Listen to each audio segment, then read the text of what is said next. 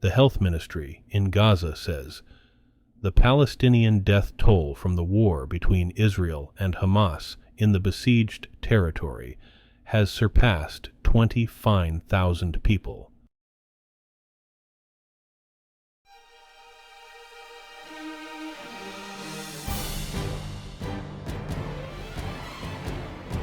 Today is Monday, January 22nd, 2024, and this is the Dunkley Report.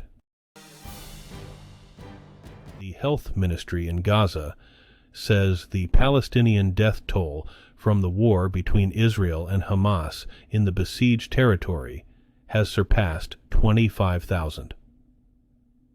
Israel's government has announced the death of another hostage and appears far from achieving its goals of freeing more than 100 others and crushing the militant group. The war's deaths, destruction, and displacement are without precedent in the decades-old Israeli-Palestinian conflict. Relatives of hostages and others set up a protest camp outside the Israeli Prime Minister's residence in Jerusalem.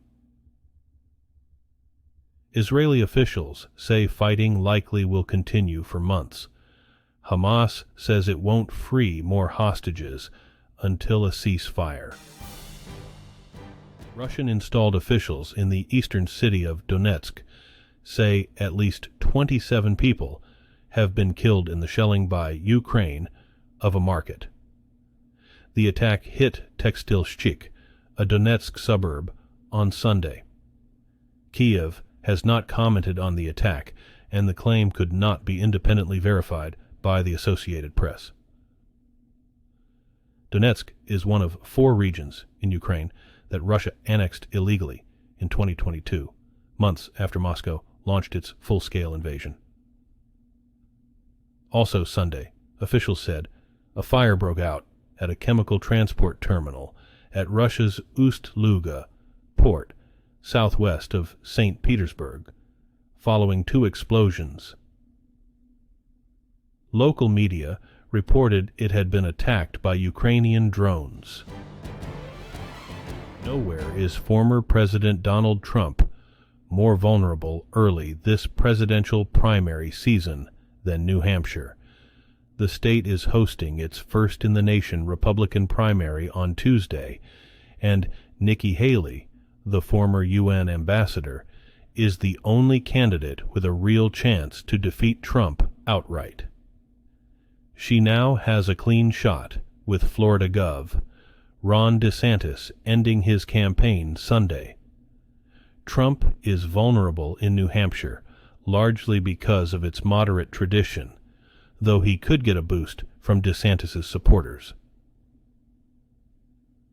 Trump is eyeing a victory that would make him virtually impossible to stop. Democrats have a primary, too.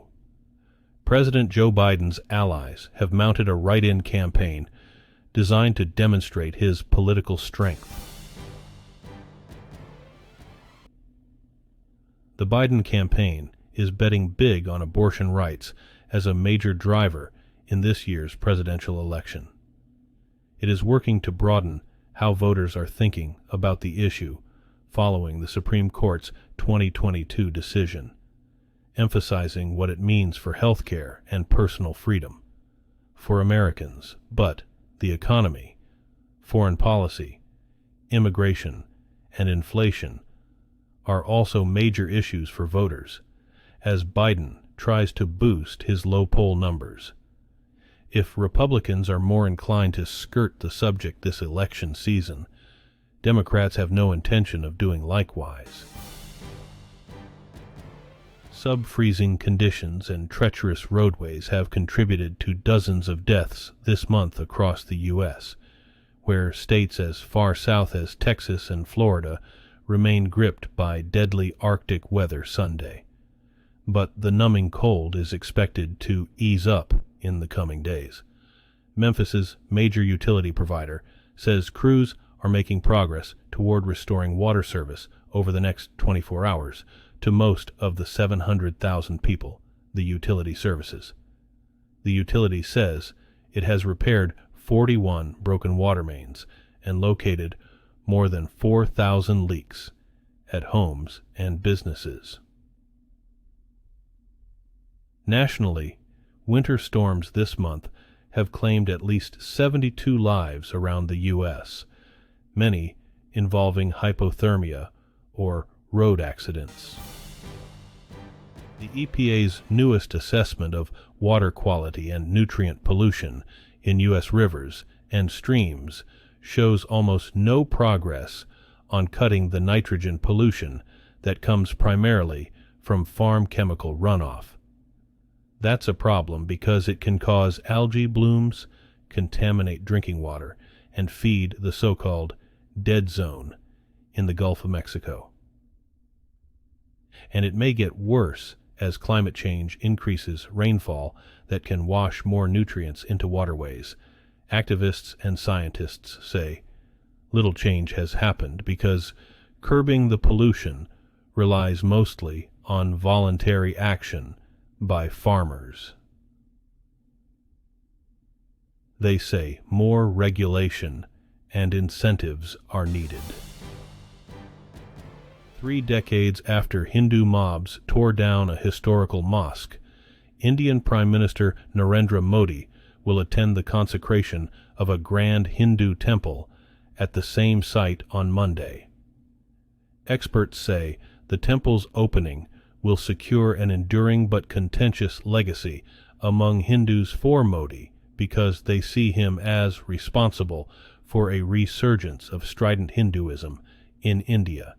It will also set the tone for the upcoming national elections, in which Modi's Hindu Nationalist Party is expected to exploit religion for political gain and secure power for a 3rd consecutive term. Babri Mosque in Ayodhya was demolished by Hindu mobs in December 1992. It sparked nationwide riots that killed more than 2,000 people, mostly Muslims. Alabama is preparing to attempt the nation's first execution using nitrogen gas. Kenneth Eugene Smith, 58, is scheduled to be put to death Thursday by nitrogen hypoxia. The state plans to use a respirator face mask to replace Smith's breathing air with pure nitrogen, depriving him of the oxygen needed to stay alive. The state says the new method will cause unconsciousness within seconds and cause death within minutes. Lawyers for Smith have argued the new method violates the ban on cruel and unusual punishment.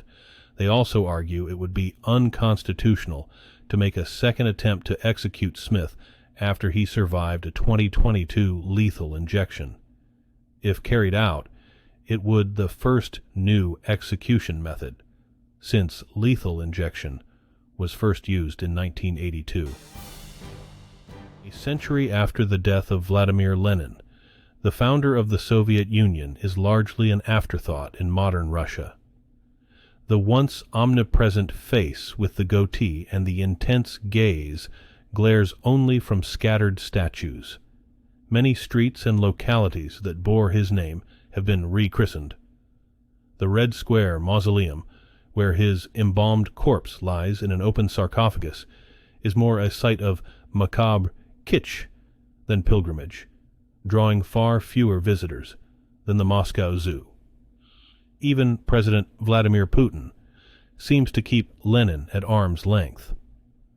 Shortly before invading Ukraine in 2022, Putin dismissed its sovereign status as an illegitimate holdover from Lenin's era when it was a separate republic inside the USSR.